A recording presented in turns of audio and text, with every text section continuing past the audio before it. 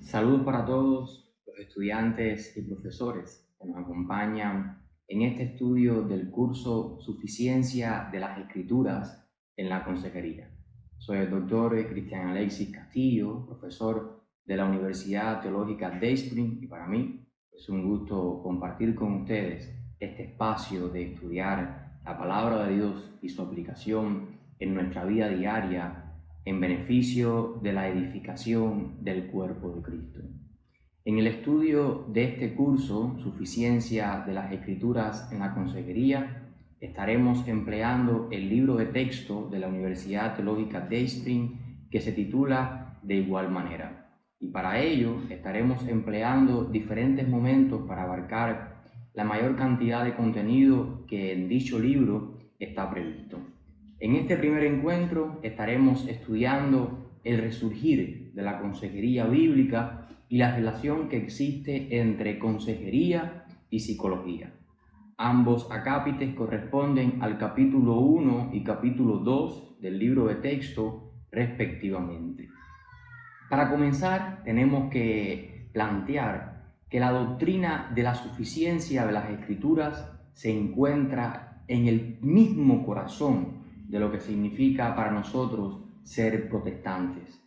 Si recordamos, podemos plantear que el protestantismo y el catolicismo romano comparten mucho en común en términos de la teología básica, como por ejemplo el compromiso que existe por las doctrinas de la Trinidad y la doctrina de la Encarnación. Ahora, cuando se trata de asuntos de autoridad, existen grandes divergencias entre ambos movimientos religiosos. Una de ellas es precisamente la cuestión de las Escrituras. En este acápite podemos preguntarnos, ¿es la Escritura suficiente como autoridad para la Iglesia o no lo es? La suficiencia de las Escrituras es una doctrina que se mantiene en conexión positiva con una serie de otras convicciones teológicas, como por ejemplo la infalibilidad, la extensión del canon y la claridad de las propias Escrituras. Nosotros, como protestantes evangélicos, por supuesto, tenemos que analizar lo que queremos decir cuando planteamos que las Escrituras son para nosotros suficientes. Y lo son precisamente para una tarea específica. Revelan quién es Dios, quién es el hombre en relación con Él y cómo esa relación ha de articularse en los términos de la adoración. Las Escrituras son suficientes para la práctica cristiana. En el ámbito del comportamiento ofrecen principios los cuales guían al creyente en su diario vivir. Y esto puede ser un tema complicado. Ejemplo, la venida de Cristo exige que las leyes del Antiguo Testamento sean leídas a la luz de su persona y obra. Y este tema está fuera del enfoque inmediato de este libro, pero el principio de suficiencia es claro. Dada la dinámica histórica de la redención, la palabra de Dios proporciona principios generales totalmente adecuados y suficientes que se pueden aplicar en situaciones éticas muy específicas. Tal es el caso de la consejería. En la Biblia no encontramos consejos y principios específicos para cada una de las situaciones que nosotros podemos vivir en nuestra vida cotidiana, en las situaciones que se pueden presentar. No obstante, sí encontramos nociones generales de las cuales resultarían las situaciones específicas. Por ejemplo, la Biblia no puede hacer referencia explícita a investigaciones con células madres, clonaciones, la eutanasia, el aborto, temas muy discutidos en la actualidad y que evidentemente están golpeando el entendimiento de la Iglesia sobre ellos mismos. Pero la Biblia sí contiene principios que deben dar forma a nuestras actitudes frente a los mismos. La relación que existe entre ciertos aspectos de la doctrina de las Escrituras y el ministerio de consejería bíblica es inseparable. Esta no es nada aparte de las Escrituras y no la podemos considerar como un ente independiente y lo que dicen sobre el hombre y sus problemas. Por lo tanto, el consejero bíblico debe tener una lealtad incomparable a la palabra de Dios y una cosmovisión bíblica para su adecuado desempeño ministerial dentro del cuerpo de Cristo. La premisa de todo consejero debe ser que la Biblia será lo suficientemente útil para ser el centro del ministerio de la consejería cristiana. La consejería bíblica, si hacemos un estudio en la historia de la Iglesia, podemos ver que ha sufrido diferentes transformaciones en lo que respecta a la comprensión de la misma. Desde los tiempos apostólicos, la consejería se ha ejecutado en la Iglesia como una función natural de la vida espiritual de la misma. La consejería, en particular, la que emplea y aplica con eficacia y también eficiencia la palabra de Dios, es un deber necesario en la vida de cada cristiano. Y también es el resultado que se espera de la verdadera madurez espiritual. El apóstol Pablo, en la epístola a los Colosenses, capítulo 3, versículo número 16, nos plantea: la palabra de Cristo mora en abundancia en vosotros, enseñándoos y exhortándoos unos a otros en toda sabiduría, cantando con gracia en vuestros corazones al Señor, con salmos e himnos y cánticos espirituales. En años recientes, sin embargo, ha habido un fuerte e influyente movimiento dentro de la Iglesia, intentando reemplazar el ministerio de la consejería bíblica por la psicología secular, basados en técnicas y sabiduría extraídas de las terapias seculares y que sobre todo realizan los profesionales a sueldo. Quienes defienden este movimiento con frecuencia suenan vagamente bíblicos, ¿sí? Citan las escrituras en cada una de sus terapias y a menudo mezclan ideas teológicas con las enseñanzas psicológicas seculares de los aspectos de este campo, como por ejemplo Rogers, Hume y otros muchos más. Pero evidentemente no cabe duda que el movimiento en sí no está llevando a la Iglesia a una dirección bíblica en lo que respecta a la enseñanza que encontramos en las propias Escrituras. Ha condicionado a los creyentes a pensar que la consejería es un elemento que es mejor dejar en manos de los expertos preparados. Y esto ha abierto una puerta a una línea completa de teorías y terapias extrabíblicas. Y en verdad ha dejado a muchos con el sentimiento de que la propia palabra de Dios es incompleta, es insuficiente, es sencilla e incapaz de ayudar a personas con profundos problemas emocionales y espirituales. Ha llevado a millones de cristianos a buscar ayuda espiritual lejos de sus pastores y hermanos creyentes maduros en clínicas de psicología. Ha dejado en muchos la impresión de que adaptar los métodos seculares de recuperación puede ser mayor ayuda que los medios espirituales para apartar a las personas de sus pecados.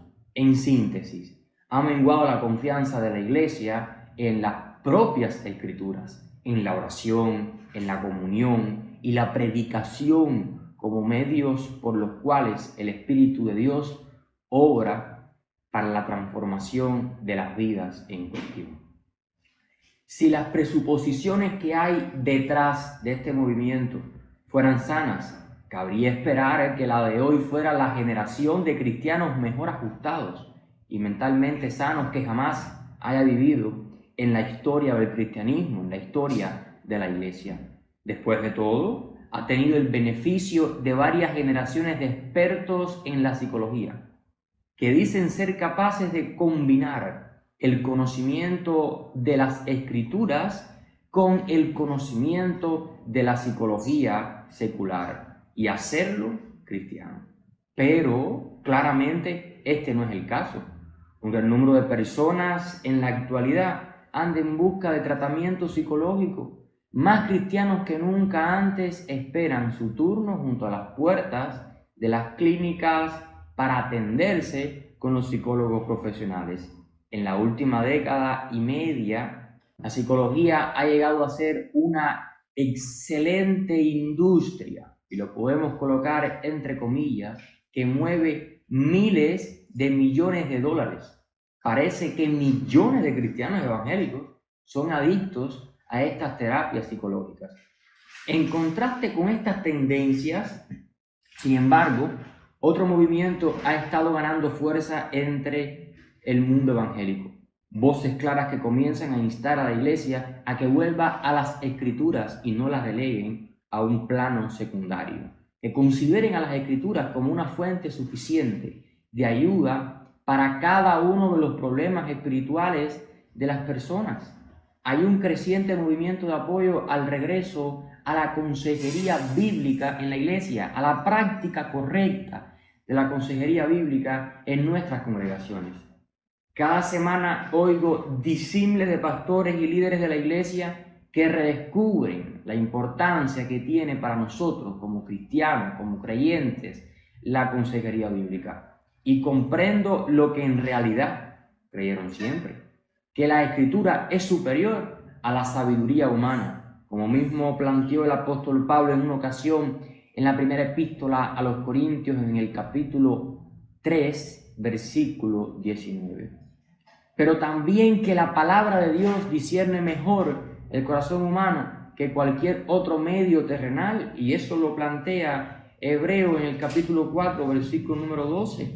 Además, el Espíritu de Dios es el único agente eficaz para la recuperación y la regeneración, como mismo nos plantea la epístola a los Efesios en el capítulo 5, versículos 18 y 19. Y que en Cristo Jesús se hallan todos los tesoros de la sabiduría y el conocimiento, como dice Colosenses capítulo 2, versículo 3. Evidentemente es innegable que en los últimos 25 años la psicología ha hecho increíbles incursiones dentro de la cultura evangélica.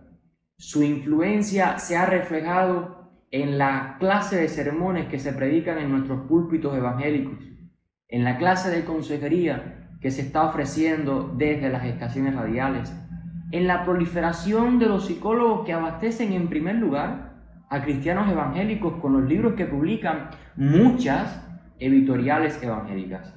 Alrededor de la última década ha surgido un sinnúmero de clínicas evangélicas de psicología. Aunque casi todas dicen ofrecer consejería bíblica, la mayoría brinda psicología secular disfrazada con términos espirituales. Y esto puede verse con claridad en la literatura que prolifera este movimiento. Adams observa: casi todos los libros de consejería recientes destinados a los ministros, aún los conservadores, están escritos desde la perspectiva de la psicología de Freud, en el sentido de que se apoyan en esencia las presuposiciones de la ética de Freud de la no responsabilidad. El surgimiento de clínicas de esta índole implica otro problema para nuestras iglesias, y es que la tendencia ha quitado el ministerio de consejería de su propio terreno en el cuerpo de la iglesia y llevado a la mayoría de los cristianos a la idea de que son incompetentes para aconsejar ellos mismos.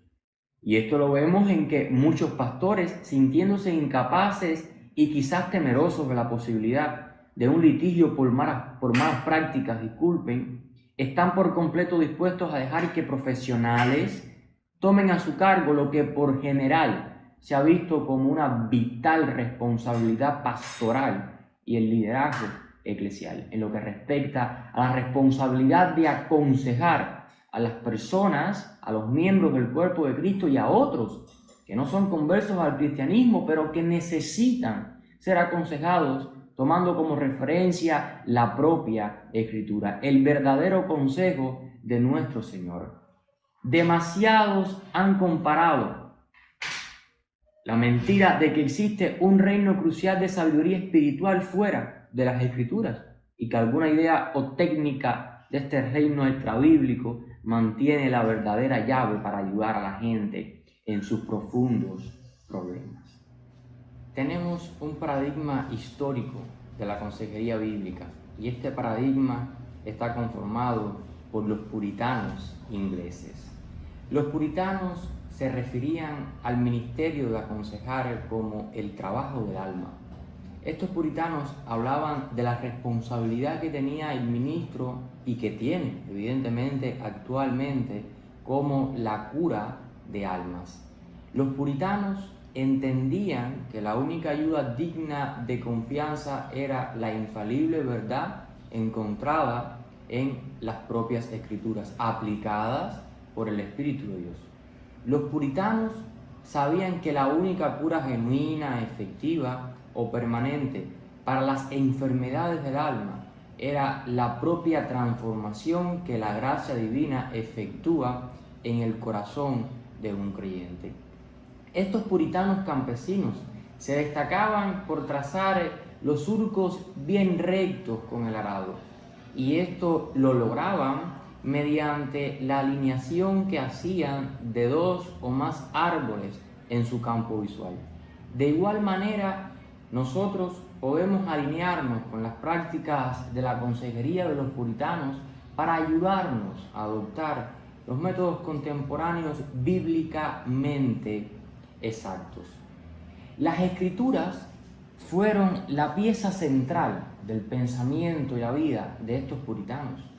Para ellos, la Biblia fue suprema en todos los aspectos, incluyendo la propia práctica de la consejería. El fundamento bíblico de la consejería puritana descansó sobre la doctrina de la inspiración divina.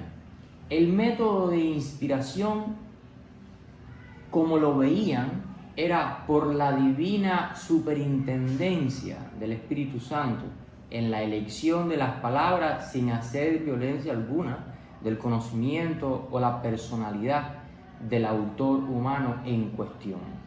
El resultado fue que al texto se le consideraba inspirado de una manera verbal, plenaria, infalible y evidentemente exento de cualquier error. Aunque muchos contemporáneos estuvieran de acuerdo con este punto de vista de la inspiración, los puritanos hicieron mucho más que dar servicio de labios a esta doctrina de la inspiración de las Escrituras. Sus teólogos enfatizaban tanto la transparencia como el provecho que se deriva de las propias Escrituras. Aún la forma literaria del texto inspirado hizo a las Escrituras particularmente adaptadas a la condición humana. Por su creación, las Escrituras intentan impartir la verdad de tal manera que al lector se mueva en una dirección que va en torno a Dios. La Biblia no solo es clara en lo que afirma, sino que además es auténtica a sí misma en su propia naturaleza. En relación a esto, alguien afirmó: las Escrituras no necesitan explicación mediante una luz externa, en especial en las cosas necesarias. Se iluminan a sí mismas, lo cual debería ser diligentemente descubierto por cada ser humano. Esta significativa declaración revela el rechazo de los puritanos a la introducción de teorías psicológicas extrañas a la interpretación del texto sagrado, que llegan incluso en muchas ocasiones a suplantarlo. La Biblia fue vista como la fuente de toda dirección, instrucción, consuelo, ánimo y exhortación divina. El resultado fue un método de consejería centrado en la propia Biblia y no cargado de teorías seculares. Un corolario directo a la inspiración de las Escrituras es su propia autoridad implícita, demostrando tener estampado el sello divino. La autoridad de la Biblia se consideró final y absoluta. Todo lo que digan las Escrituras lo dijo el mismo Dios. La Biblia, en todos sus mandamientos y promesas, está sentada en juicio sobre la conciencia de cada individuo. En todo lo que dice es como si Dios mismo exhortara, animara, dirigiera, confortara, instara, convenciera y sobre todo instruyera. Puesto que la palabra de Dios consta de sus mismas palabras, su autoridad es comprensiva extendiéndose a toda área de fe y práctica, incluyendo todo lo necesario para la vida y la piedad. No hay ninguna cosa ni situación que pueda sobrevenir a un creyente en esta vida que no halle en las Escrituras una regla general, y esa regla es iluminada con ejemplo. Palabras de Richard.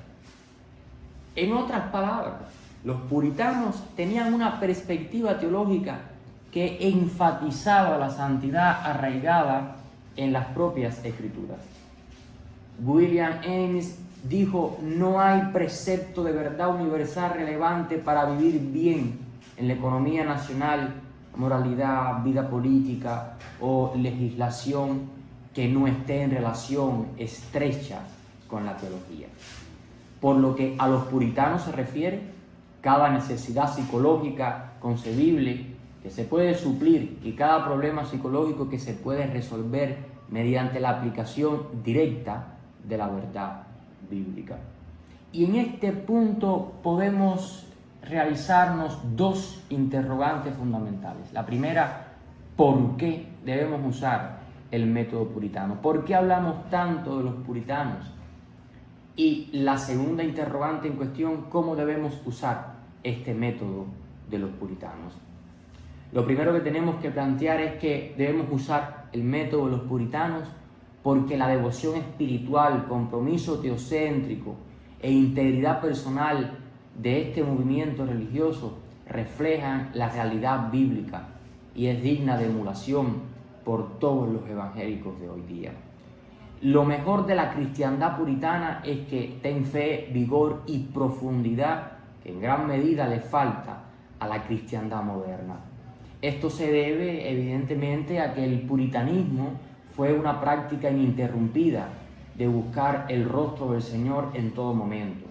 Los puritanos fueron cristianos viriles solo porque fueron cristianos piadosos. Y estas son las razones por las cuales debemos usar el método puritano.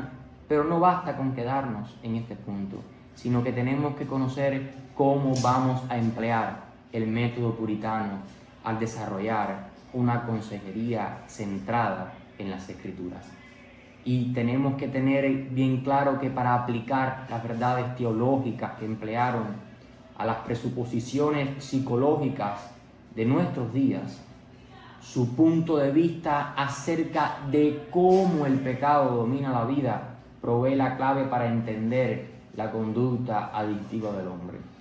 Su énfasis en tener a Dios como centro de todo coloca la estructura para una aproximación adecuada al tema de la autoimagen. Como dice Keller, de acuerdo al estándar moderno, a cualquiera que lucha con profundos problemas de autogratificación o de propia voluntad, se le podría decir: usted no es responsable. O un verdadero cristiano no debería sentirse así. O usted debe tener un demonio. En contraste con todo esto, un consejero puritano primero exhortaba a la persona a mortificar el pecado mediante la contrición, la confesión y el arrepentimiento. Luego le animaba diciéndole que su lucha con el pecado era un buen síntoma, una muestra de que aún no había un dominio completo del pecado en su vida. Y sobre estas bases había razón para esperar que el patrón de conducta formado por el pecado se rompiera mediante la verdad que expresa el Evangelio de nuestro Señor Jesucristo. Los puritanos ingleses se asombrarían ante el énfasis que hoy se le da a la autoestima. Lo considerarían solo una forma de autoadoración, la adoración al ego, la adoración al hombre. Ellos hubieran evitado hablar de necesidades insatisfechas, como muchos psicólogos plantean, porque en su punto de vista, la única necesidad que se debe satisfacer es la adoración. Por eso, los puritanos practicaron la santificación mediante la teología más que mediante el empleo de la psicología. La característica distintiva fue su hincapié en la vida santificada, sea en el área de consejería o cualquier otra área de la vida cotidiana o cualquier otra área de los ministerios cristianos. Los puritanos nos desafían a nosotros, creyentes de hoy, ministros, líderes del cuerpo de Jesucristo, más que a cualquier otra generación en la historia de la Iglesia. Nos desafían por su absoluto compromiso con la integridad, tanto en la fe como en la acción diaria. Felizmente, en los últimos 25 años, la Iglesia de Jesucristo ha ido redescubriendo la consejería bíblica, pero lo que se reencuentra una vez estuvo perdido. Y cabe preguntarnos, ¿cómo se perdió la consejería bíblica en la Iglesia? A fin de averiguarlo, tenemos que ir a las páginas de la historia del cristianismo. Los creyentes de habla inglesa tienen una larga historia sobre un sabio cuidado pastoral para los diferentes casos que pudieron presentarse en aquellos momentos. Muchos de los más grandes escritos protestantes se caracterizan por la habilidad en el uso de las escrituras para resolver los casos más variados. Cada uno de los escritores pastorales poseía una ardiente preocupación puesta por Dios por la fidelidad doctrinal, rectitud moral, una vida devocional disciplinada y servicio cristiano. Además, poseían una abundante medida del amor que discierne del pastor. No solo conocían íntimamente a la gente, sino que tenían una sensibilidad especial para percibir el avance en el camino de la santificación progresiva. En los siglos XIX y XX, los cristianos de los Estados Unidos perdieron básicamente el uso de las verdades y habilidades que poseían. Es decir, la sabiduría práctica para la cura de las almas decayó. Decayó a un punto extremo, aun cuando la Iglesia conservadora, por definición, se mantuvo aferrada a su doctrina ortodoxa, principios morales bíblicos, las disciplinas espirituales y el llamado misionero. La Iglesia perdió ese componente crucial en el ministerio pastoral, que podría llamársele sabiduría según el caso. Sabiduría que conoce a la gente, que conoce cómo cambia y cómo ayudarla a cambiar. La habilidad pastoral es un arte y ciencia aplicada, una forma de amor que abunda en el conocimiento y discernimiento en el trabajo con las personas. Y, sin embargo, esta habilidad para aplicar la verdad a casos específicos se atrofió totalmente. En verdad, hacia principios del siglo XX, la teología liberal y la psicología secular fueron ascendiendo en el dominio de la consejería. Al presente, solamente vagos ecos confusos y sombras de una sabiduría pasada pueden oírse y verse entre los cristianos conservadores. En su lugar, esta psicología secular se apoderó del campo de juego de la consejería experta y la comprensión de la naturaleza humana. Las psicologías no solo reclamaron el campo de juego en la consejería, sino que la dominaron. Las metas, las verdades, los métodos, aún la posibilidad de la consejería bíblica desaparecieron durante el tiempo, durante el periodo de la revolución psicológica. En efecto, la consejería bíblica no solo desapareció, sino que llegó a ser algo imposible de aceptar. La práctica total de ella en el siglo XX llegó a ser rodeada y permeada con versiones seculares tocantes a cómo entender y ayudar a la gente. Varias formas de psicoterapia, trabajo pastoral, arrollaron a la cura bíblica de almas. Varias teorías psicológicas, teologías seculares, abrumaron el entendimiento bíblico de la naturaleza y el funcionamiento humano. Varias instituciones de terapéutica, comunidades seculares, arrollaron a la Iglesia como el lugar primordial para la ayuda de la gente en sus problemas. La Iglesia, el lugar que tenía la Iglesia, fue relegado a un segundo plano. Las iglesias liberales quedaron ligadas a esta revolución de la psicología, a esta revolución de la psicoterapia desde su inicio. De aquí el desarrollo de la teología pastoral liberal. Y en su abandono de la verdad y la autoridad bíblica, los líderes dentro de esas iglesias miraron a las ciencias sociales como proveedoras de autoridad y eficacia, como proveedoras de autoridad y eficacia más que la propia Biblia, la propia palabra inspirada de nuestro Señor. Los piadosos y sabios, experimentados en vivir de acuerdo con la palabra de Dios, han apelado a ella para los problemas de la vida en todo tiempo y lugar. En este sentido, donde quiera que los creyentes sabios han pensado en alentarse y amonestarse unos a otros, ha existido consejería bíblica. Si bien las verdades que no se han sistematizado corren peligros, es para la gloria de Dios que la sabiduría, aunque informal, ha operado siempre. Dios en todo momento ha capacitado a pastores sabios que con amor y paciencia han abierto sus Biblias en los lugares correctos, en los lugares precisos, para fortalecer a los turbados y turbar a los cómodos. Pese a que los métodos sistemáticos para consejería registrados en libros y enseñados en las aulas durante el siglo pasado y también en este siglo XXI no se han basado en la Biblia, de todos modos ha habido un redescubrimiento de la consejería bíblica. Muchos se han dado cuenta y se están dando cuenta que la consejería bíblica dista mucho de los postulados de la psicología secular. Uno de los resultados de seguir la marcha de este redescubrimiento de la consejería ha sido el desafío a pensar en el futuro. La historia de la Iglesia contiene testimonios muy fieles del fin incierto de diversos ministerios y movimientos. Algunos prosperaron, otros duraron muy pocos, otros crecieron y luego cayeron. Algunos prosperaron por un tiempo y después se estancaron. Otros se deslizaron suavemente hacia el compromiso. Algunos se desviaron del camino, tornándose sectarios y santurrones. Algunos se renuevan cuando las cosas parecen difíciles. Otros se desvían totalmente y caen en errores o irrelevancia. Pero nos preguntamos, ¿cómo puede la consejería bíblica seguir creciendo en sabiduría y estatura para encarar los desafíos que vamos a encontrar en el futuro?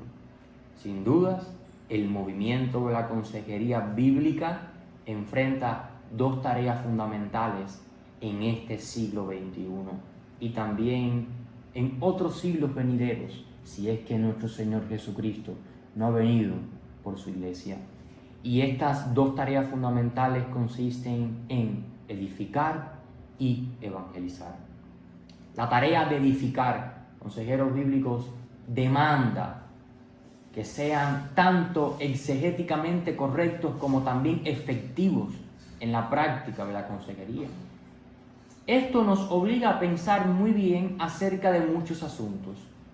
La consejería bíblica se ha redescubierto, sí, es cierto, pero quizás sería más apropiado decir que lo que se ha redescubierto es la idea de la consejería bíblica y el llamado a realizarla dentro de nuestras iglesias.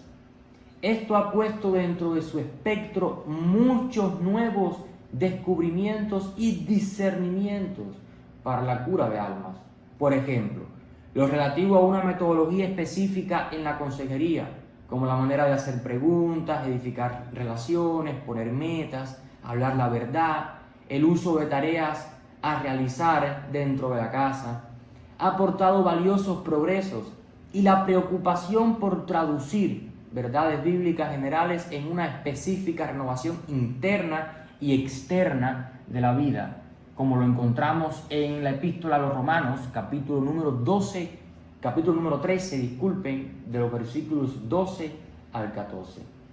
Hecha a medida para el aconsejado y la situación de su vida. Es refrescantemente nueva. Por otro lugar, la tarea de persuasión debe apuntar a tres grupos diferentes de personas: Un primer grupo debe ser el grueso de los creyentes de nuestras iglesias. Un segundo grupo, la comunidad de integracionistas de los diferentes países. Y un tercer grupo, los miembros de la cultura de la psicología secular. Muchos permanecen ignorantes de la existencia de la verdadera consejería bíblica, mientras otros la desechan como una caricatura que no soporta una comparación con lo que se enseña o con lo que enseña la Biblia, ni con lo que dice o hace un buen consejero. La consejería bíblica necesita evangelistas y apologistas con una sensibilidad extrema y una pasión incomparable por cada una de las comunidades en las cuales ellos están inmersos. Tenemos las respuestas que las personas necesitan, respuestas mejores que las que ellas poseen. Los consejeros bíblicos deben pensar bien y pensar muy bien, orar con una precisión exacta y discutir activamente para desarrollar una apologética enérgica, creativa y esfuerzos evangelísticos que ayuden a las personas a encontrar esas respuestas que están buscando en el desarrollo o en el decursar de sus vidas. Hasta este momento hemos analizado el redescubrimiento que ha tenido la consejería bíblica en las últimas décadas, pero también cómo se fue perdiendo en el trayecto de la historia de la Iglesia.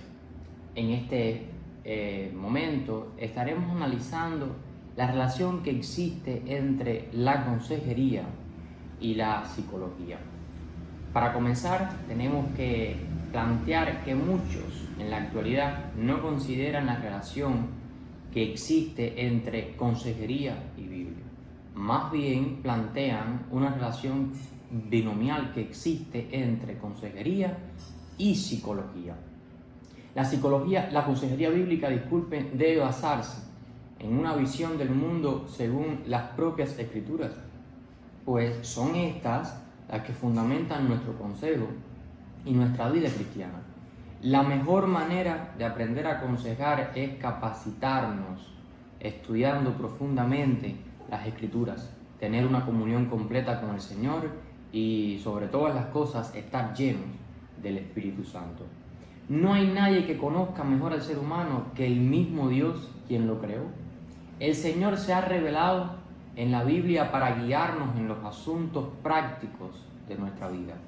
De esta manera, las Escrituras son la única fuente de autoridad para resolver nuestros problemas espirituales. La consejería sin las Escrituras es una consejería sin el Espíritu Santo.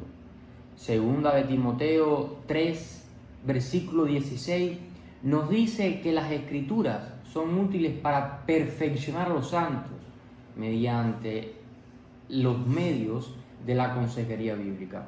¿Y cuáles son estos medios? La enseñanza, la reprensión, la corrección y la propia instrucción. Dios es el verdadero y único consejero. Nosotros solamente somos en estos casos sus voceros, tal como lo establece Adams. Solo la palabra de Dios puede decirnos propiamente cómo hemos de cambiar. Solo en la Biblia puede hallarse la descripción veraz del hombre, su situación apurada y difícil y la solución que da Dios en Cristo.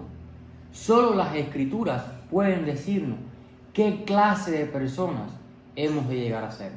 Solo Dios puede mandar, dirigir, dar poder para efectuar los cambios apropiados que van a permitir a los hombres, a los cuales se redime, que renueven su propia imagen corrompida por la caída. Como hacíamos mención en el capítulo anterior, cuando abordamos el redescubrimiento o el resurgir de la consejería bíblica, desde hace muchos años la psicología se ha introducido en nuestras congregaciones a través de pastores y ministros que han abandonado totalmente la palabra de Dios y el poder del Espíritu Santo, reemplazándolos por los postulados de la psicología secular. Se han cambiado de forma radical los métodos divinos, los métodos que nos ha dejado Dios, cambiado por métodos humanos. Tenemos que tener bien claro que la psicología, aunque útil para el desarrollo de la consejería, porque no estamos diciendo que la psicología no es útil, sino que no puede reemplazar el papel o el lugar que le corresponde a las escrituras en este proceso del aconsejamiento. No puede reemplazar el poder de Dios en la restauración y cambio de las personas, ni mucho menos en la solución de sus crisis y conflictos. Debemos recordar que la psicología no considera el contenido bíblico para nada. Elimina la responsabilidad del ser humano en sus actos. Por ejemplo, habla de enfermedades mentales y allí incluye el alcoholismo, el homosexualismo, fundamentando que su origen son los problemas constitucionales o sociales sobre lo que la persona no tiene control. Sin embargo, la Biblia establece que son pecados y no enfermedades. La palabra de Dios enseña que el origen de estos está en la naturaleza depravada del ser humano debido a la caída de Adán, debido a la introducción del pecado en nuestra humanidad. El sistema psicológico secular plenamente es filosófico en el fondo y también depende de un sistema de creencias que no está del todo en consonancia con lo que está plasmado en la Biblia. Por tanto, la consejería debe realizarse desde y con las escrituras con un método correcto, que es la santificación, y un fin, que es la salvación del alma en cuestión. Tenemos la plena responsabilidad, el pleno deber de defender la suficiencia, autoridad, necesidad, relevancia y profundidad de las escrituras y la competencia que éstas le otorgan al creyente para aconsejar. La suficiencia se define como la habilidad de un recurso para lograr una tarea designada o un resultado deseado. La competencia es considerada como la habilidad de una persona con una facultad para usar un recurso en su pleno potencial. Esta influye si la suficiencia tiene la oportunidad de expresar dicho potencial. La Biblia reconoce tantos niveles como tipos de competencia y uno de los ejemplos que plantea es el consejo que le hizo Jetro a Moisés. Estos ejemplos deben ser la base para realizar una consejería eficaz y efectiva. A la narrativa bíblica se le puede otorgar un provecho uso en el ministerio personal de la palabra, por cuanto éstas poseen evidentemente un contenido teológico, perspectiva, convicción y dirección.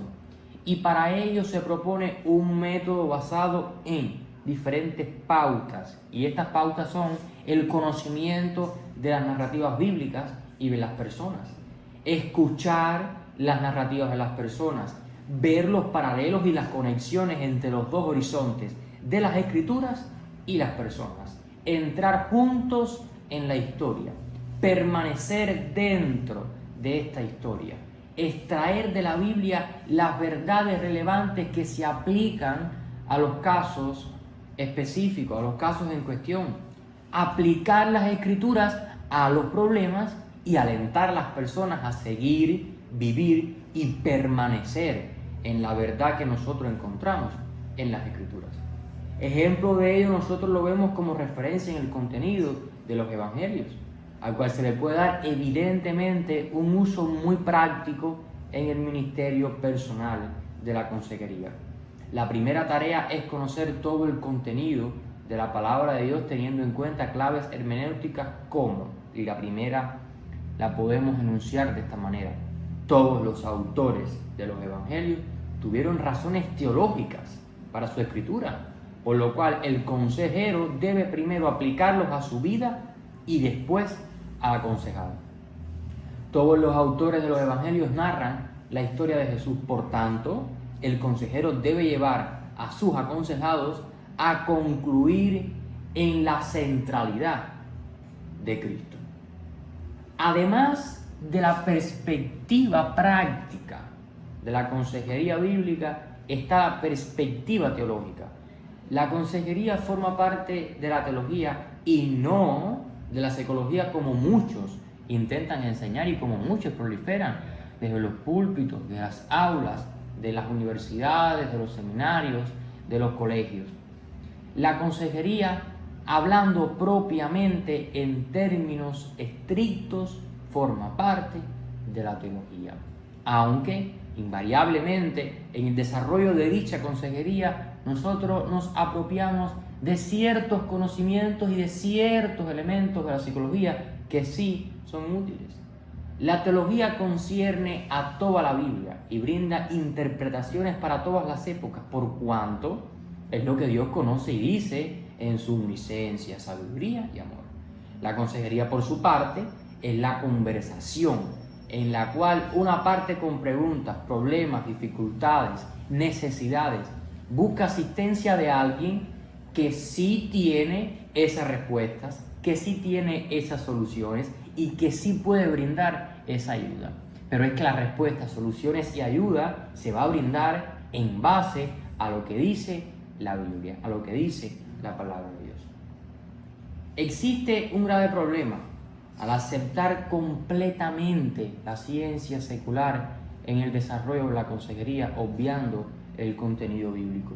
Y no es solamente un asunto de metodología, sino también de teoría, pues aquella se basa en esta.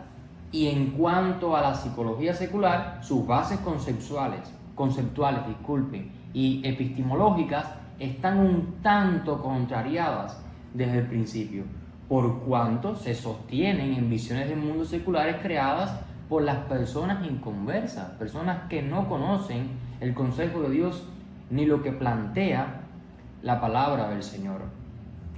Personas con una mente entenebrecida, por lo cual es imposible que una persona que no haya sido regenerada, que no haya sido iluminada por el Espíritu Santo, pueda hacer planteamientos teóricos y metodológicos para la consejería bíblica a tal punto de ser más efectivos que la propia palabra del Señor, simplemente porque ésta se basa en la sabiduría divina, y la psicología y otras ciencias humanas son el desarrollo de una sabiduría, pero de una sabiduría humana y no de una sabiduría eterna y perfecta, que es la que Dios nos ha dejado y refleja en su palabra.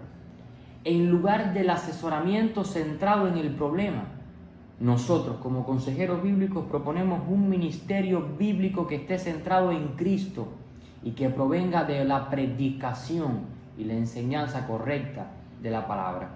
El ministerio centrado en Cristo que proponemos se sintetiza en las siguientes palabras: ¿quién?, ¿qué?, ¿por qué?, ¿cuándo?, ¿dónde?, y cómo.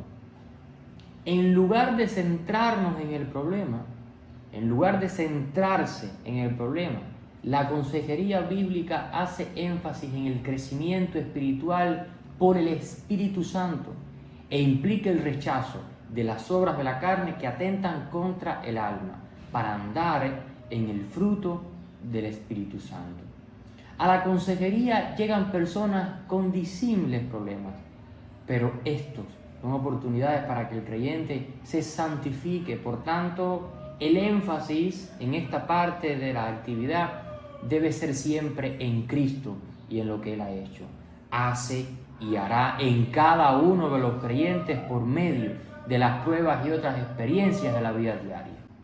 En los 2 siglos anteriores, en varios países se experimentó un declive considerable de la consejería bíblica por el progresivo abandono de las verdades bíblicas y el avance insostenible de la psicología secular en el ámbito cristiano.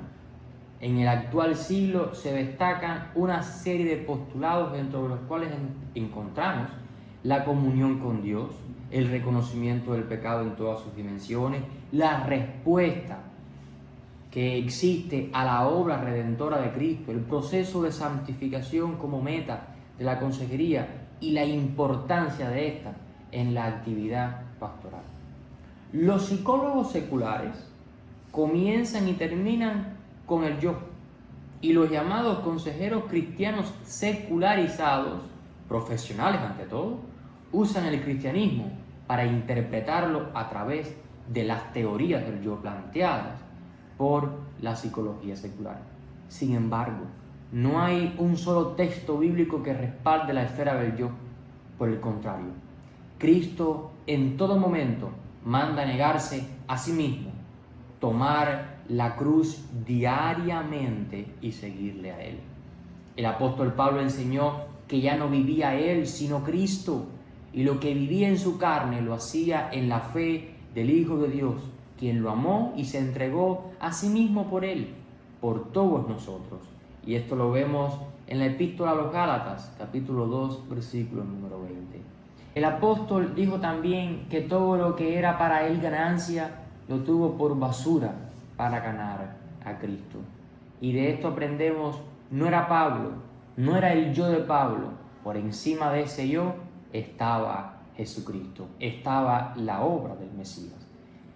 Si agregamos la psicología secular a las cosas seculares, a los aspectos espirituales, disculpen, y desplazamos estos aspectos espirituales a un segundo lugar, podemos caer en lo que denominamos psicoespiritualidad, lo cual no es más que un invento de este pseudocampo que desarrolla la ruta de la terapia del yo y que conduce a un pantano mortal de subjetividad infestada con el análisis de sueños, ingeniería simbólica, visualización chamánica, comunicación interactiva con entidades oníricas, proyecciones del subconsciente freudiano, oración y ayuno contemplativo de Jung. Todo esto es un Tobías dentro del templo, como en la época de Nehemías.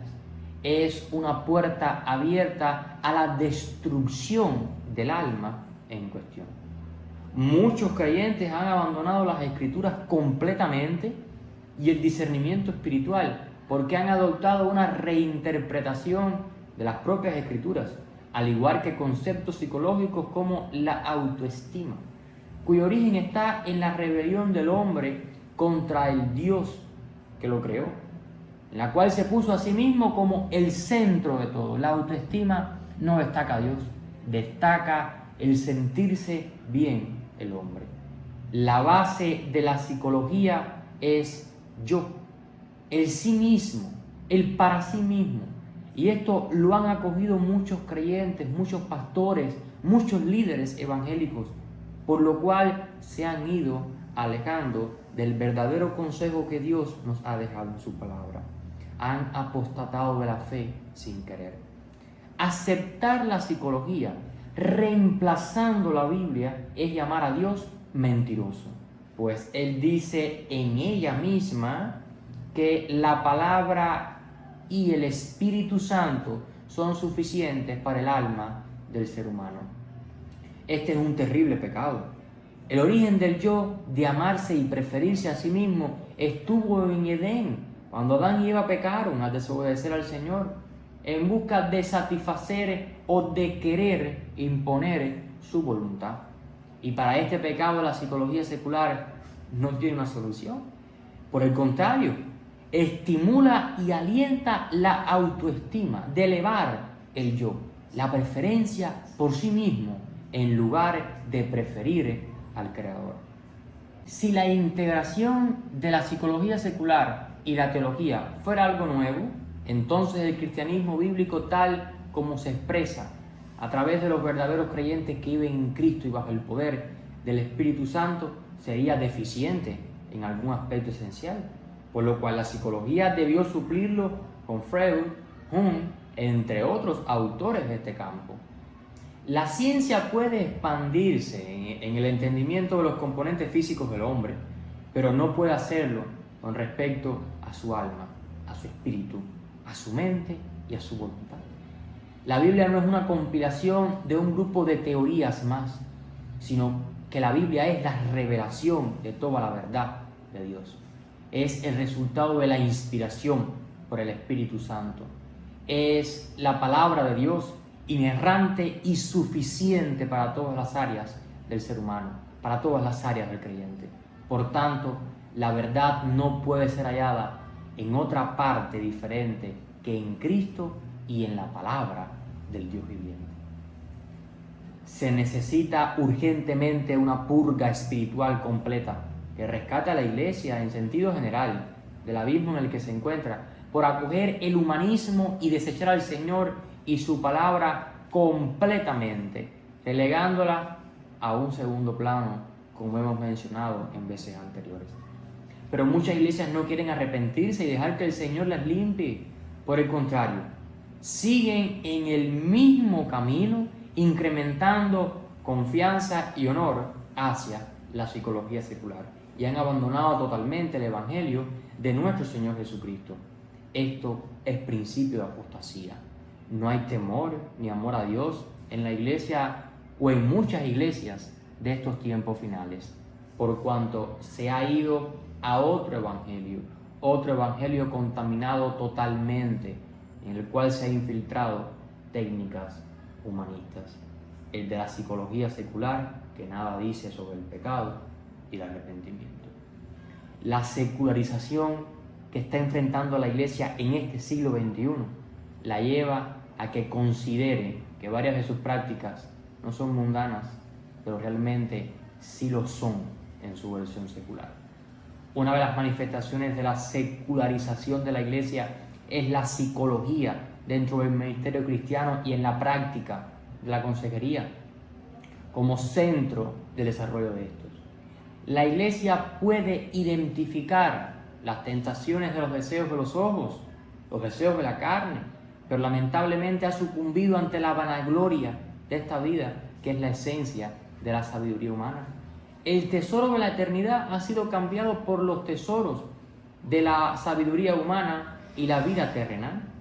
Como muchas iglesias se han llenado de palabra de hombre con sabiduría humana, Satanás ha sacado sutilmente la palabra de Dios, la luz que lo hace manifiesto todo. Por eso no pueden ver el pecado terrible de aceptar las palabras vanas. La iglesia que usa la psicología como primera y única herramienta está deteniendo con injusticia la verdad, pues lo está combinando y reemplazando por la mentira de la sabiduría humana. Vuelvo a repetirles, no es que no empleemos la psicología. La psicología nos brinda de manera general algunos elementos que sí son útiles para desarrollar el ministerio de la consejería, pero lo que no puede suceder es que la psicología reemplace totalmente la palabra de Dios, que la psicología relegue a un plano sin importancia el consejo de nuestro Señor en su propia palabra que es inerrante, que es infalible, en la cual encontramos el verdadero Dios que se ha revelado a esta humanidad. Y hasta aquí nuestro primer encuentro. Un gusto haber compartido con ustedes durante este tiempo y los espero en nuestro próximo encuentro, donde seguiremos estudiando acerca de la suficiencia de las Escrituras en la consejería. Dios les bendiga.